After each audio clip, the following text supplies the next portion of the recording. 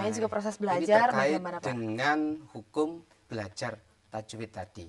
Jadi ketika proses belajar tidak ada kata berdosa. Kapan ketika kita berdosa? Ketika kita tidak mau berusaha, tidak mau belajar Al-Quran, bahkan Al-Quran kita baca dengan semena-mena, tidak memperdulikan hukum bacaan dan sebagainya, bahkan kita menyepelekan, itulah yang berdosa.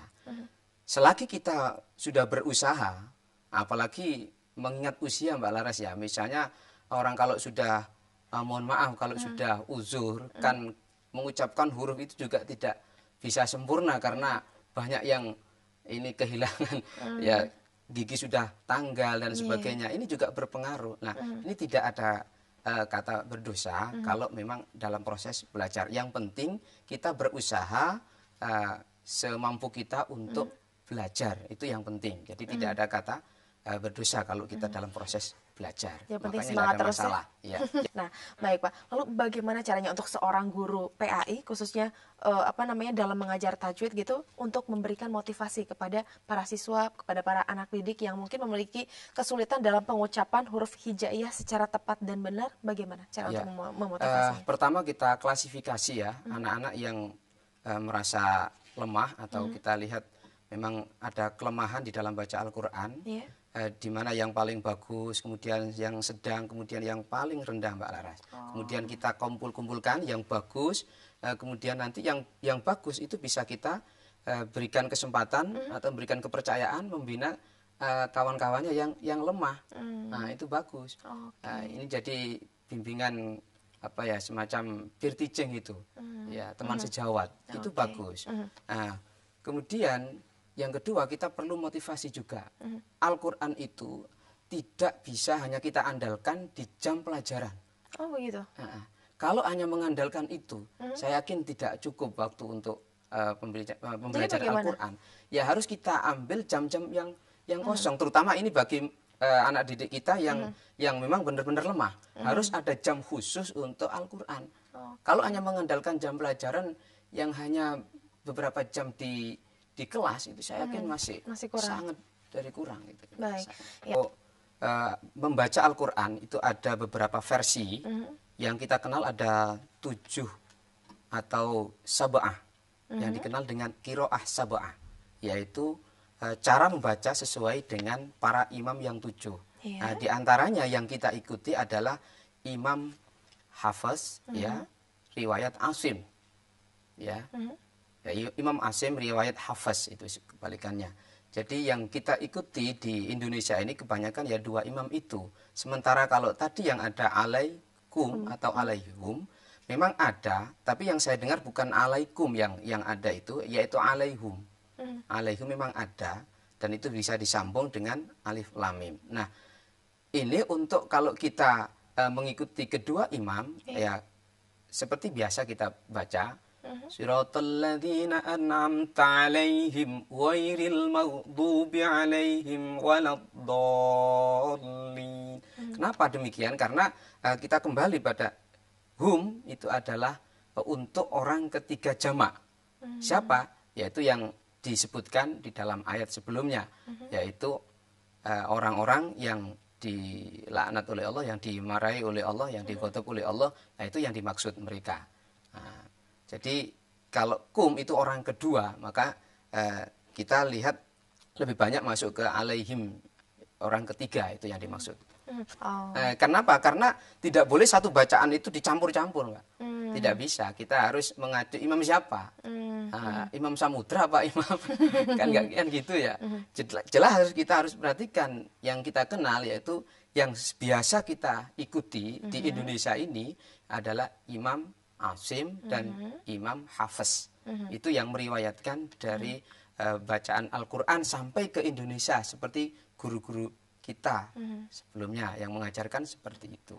Baik, tapi pada dasarnya memang mungkin ada saja sesuai dengan ada saja dan kita tidak boleh menyalahkan orang lain ya ketika membaca itu, asalkan mereka tahu dasarnya, nggak ada masalah. Yang penting kita tetap memperhatikan dan menghormati apa yang mereka baca. Baik. Untuk kolkolah ini ada huruf qaf, to, ba, Baik. Jim dan dal. Bisa kita saksikan di tayangan berikut ini. Ya. Nah, ini. Jadi qaf, ta, ba, jim, Iya. dal. Ini harus memantul. Ketika membaca itu harus ada pantulannya. Bagaimana, Nah, di Pak? sini ada dua, suro dan kubro. Bisa kita Oke. lihat contohnya di sini. Ini kolkolah. Kalau yang di tengah ini namanya kolkolah suro.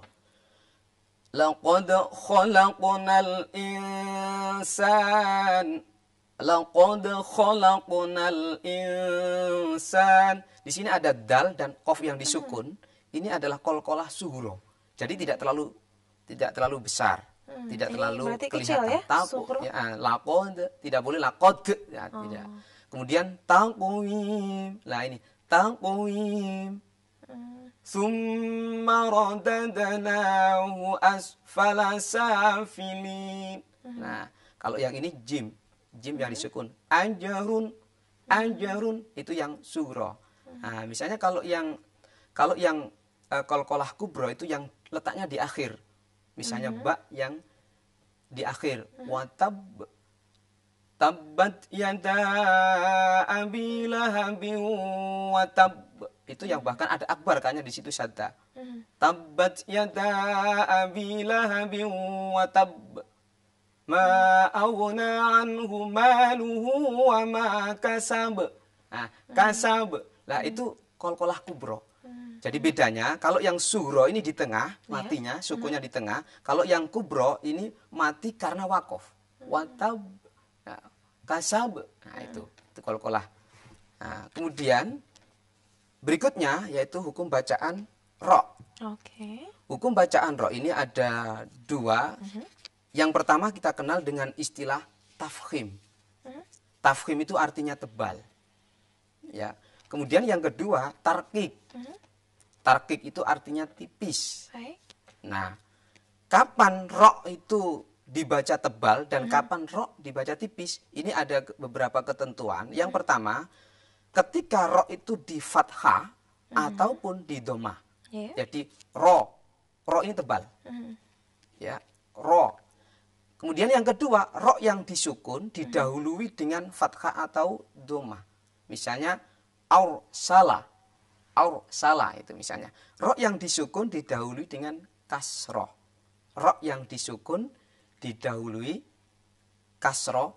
Nah, tapi ketemu dengan huruf isti'la. Lah, tos itu berarti yang tafkhim. Nah, sedangkan yang tipis ini ro yang di kasroh dan ro yang disukun didahului dengan kasroh tanpa ketemu dengan huruf isti'la. Yang tadi yang sudah kita bahas. Nah, contohnya di sini. Ini yang tarkik. Waturi sinin. Tidak boleh dibaca waturi. Nah, harus ri. Ini namanya tipis, Mbak. Oke. Kalau yang tafkhim ro harus jelas. Rodadnahu. Kemudian rumam nun. Jadi ro-nya benar-benar tebal. Nah, ini yang hukum ro. Nah, gitu ya, Mbak Laras ya. Baik.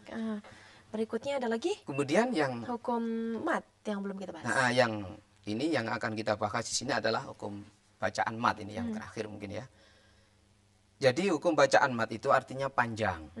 Nah, di sini ada mungkin 3 aja yang kita kupas. Baik. Yang pertama adalah mat tabi'i, itu yang biasa. Ya. Nah, kemudian ada mat jaiz munfasil. Nah, mat jaiz munfasil itu ketika ada mat tabi'i ketemu dengan hamzah tidak dalam satu kalimat. Kalau yang mat jaiz. Kemudian mat arid lisukun. Nah, nanti akan kita lihat di sini. Ini contohnya mat tabi'i. Nah, di sini ada yang huruf berwarna kuning, ini adalah mat tabi'i. Insan rodadnahu. Jadi biasa tidak boleh terlalu panjang. Kalau rodadnahu itu kelebihan, ya, kelebihan panjangnya. Kemudian wahadzal baladil amin. Wahadza ini juga mat tabi'i. Kemudian yang kedua ada yang ini diletakkan di akhir, ya mati ya, ya mati ini juga dikatakan mat tabi'i. Wa turi sinin, wa turi sinin, ini juga ya mati mat tabi'i. Wa turi sinin, ini yang wawu. Nah, jadi wawu mati jatuh sesudah dhammah itu juga mat tabi'i, ya mati jatuh sesudah kasroh itu juga mat tabi'i. Ini contohnya. Nah, kemudian yang mad jaiz munfasil yaitu apabila ada mad tabi'i bertemu dengan hamzah di luar kalimat, nah maka hukum bacanya mad jaiz munfasil. Contohnya fi ahsani taqwim. Nah, ini juga ada beberapa pendapat, Mbak Laras. Ada yang membaca fi ahsani ini hanya 2 harokat, tapi ada yang baca sampai 5 sampai 6. Kalau yang kita biasa baca itu menggunakan yang 5 sampai 6.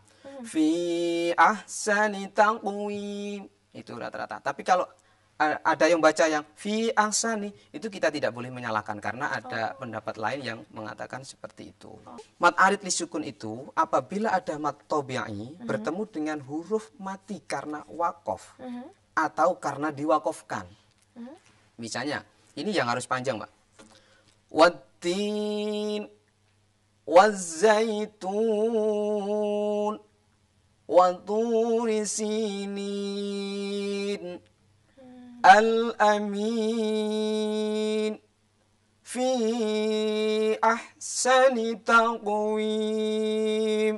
Nah, ini cara membaca mad arid lisukun. Jadi panjangnya ini adalah 6 harokat. Harus lebih panjang dari mat tabi'i. Kalau mat tabi'i cuma 2 harokat saja, 2 ketuk. 2 ketuk itu untuk mat tabi'i. Kalau yang mat arid lisukun ini yang harus lebih panjang yaitu 6 harokat. Nah, itu kelemahan anak-anak di dalam baca Al-Qur'an. Kalau tadi yang kita pakai adalah menggunakan metode peer teaching yaitu sesama kawan, sesama siswa itu saling mengajarkan, terutama yang lebih bagus setelah diklasifikasi, mereka membina kepada kawannya yang lebih lemah di dalam baca Al-Qur'an. Di SMP kita harus kerjasama dengan orang tua. Yang kedua, kita juga bisa kerjasama dengan lembaga-lembaga pendidikan Al-Qur'an. Ini untuk mengetahui dan juga sekaligus menyamakan kemampuan siswa itu. Sehingga nanti seorang guru PAI harus punya target. Anak SMP, keluar dari SMP, mereka harus sudah hafal apa? Mereka harus sudah bisa apa? Kalau SMP tidak hanya sekedar bisa apa, tapi harus sudah hafal apa. Sehingga pendidikan Al-Qur'an di SMP ini benar-benar efektif dan bisa dilihat hasilnya. Dibiasakan membaca Al-Qur'an. Ini juga sangat membantu anak-anak di dalam menjiwai dan sekaligus memiliki ruh Al-Qur'an. Insya Allah dengan demikian nanti guru PAI SMP itu akan terbantu. Memang di standar kompetensi dan kompetensi dasar di SMP itu ada surat-surat yang harus dibaca, tapi tidak sampai pada surat-surat yang begitu panjang. Maka salah satunya yang kita bahas di sini adalah surat At-Tin. Itu yang harus benar-benar dihafalkan. Jadi tidak terlalu jauh dengan SD. Jadi surat-surat pendek itu yang harus benar-benar dikuasai, termasuk juz amma. Juz amma harus lebih hafal itu. Kalau di SD mungkin masih ada yang kurang ya. Di SMP ini harus kita benahi. Kesimpulannya di sini bahwa ketika membaca Al-Qur'an harus memperhatikan 3 hal. Yang pertama adalah makharijul huruf. Kemudian yang kedua adalah sifatul huruf. Kalau makharijul huruf itu tempat keluarnya huruf. Kalau sifatul huruf itu karakteristik huruf hijaiyah. Kemudian yang ketiga adalah tajwid, yaitu cara membaca Al-Qur'an dengan baik dan benar. Saya kira itu hal-hal yang perlu saya sampaikan, dan yang paling penting bagaimana cara menyampaikan Al-Qur'an di tempat tugas kita masing-masing. Di sini jumpa kita kali ini. Saya Larasati, Pak Solehudin, dan seluruh kru yang bertugas mohon undur diri. Tetaplah bersama kami, Televisi Edukasi, televisi yang santun dan mencerdaskan. Selamat siang dan wassalamualaikum warahmatullahi wabarakatuh.